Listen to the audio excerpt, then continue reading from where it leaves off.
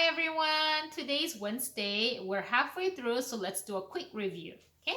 On Sunday was Palm Sunday. Jesus rode on a donkey and he entered into Jerusalem. And on Monday, Jesus goes to his favorite place, the church, and he cleanses the church, which means he drove out the people who were selling the animals and he overturned the tables of the money changers. And then he said, the house of the Lord is supposed to be the house of prayer, right? And on Tuesday, yesterday, Jesus taught at the temple. He told people lots of stories to talk about the kingdom of God, which is heaven. And he met a widow who gave 2 copper coins as an offering. It may be little, but for her, it was everything that she had. And Jesus saw her and he told everybody that she is wonderful, that she showed her love by giving God whatever that she had, right?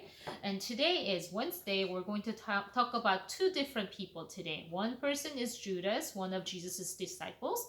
The other person's name we don't know, but she's a lady who brought a really great gift for Jesus, okay?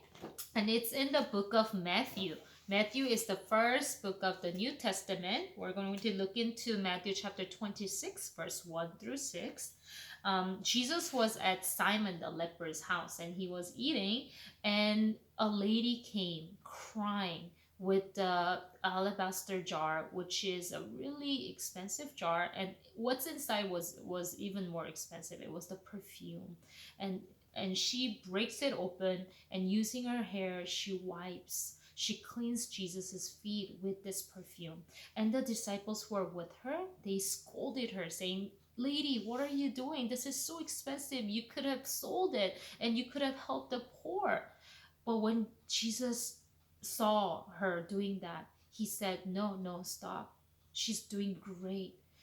Poor people are always going to be with you, but she's doing this to prepare for the burial, prepare for Jesus's death.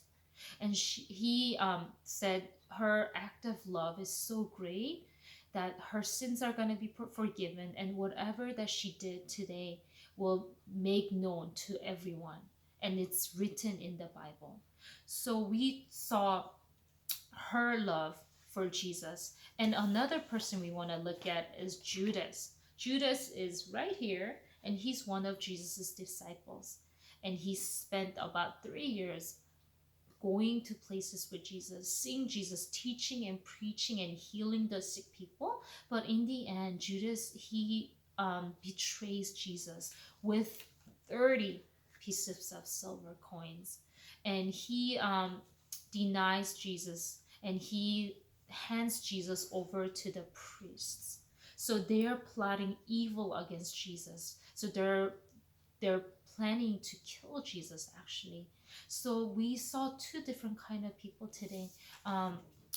The woman who brought in the very expensive perfume to prepare for Jesus' death, and Jesus' disciple Judas, who's actually handing Jesus over so that he could die. And which one are you?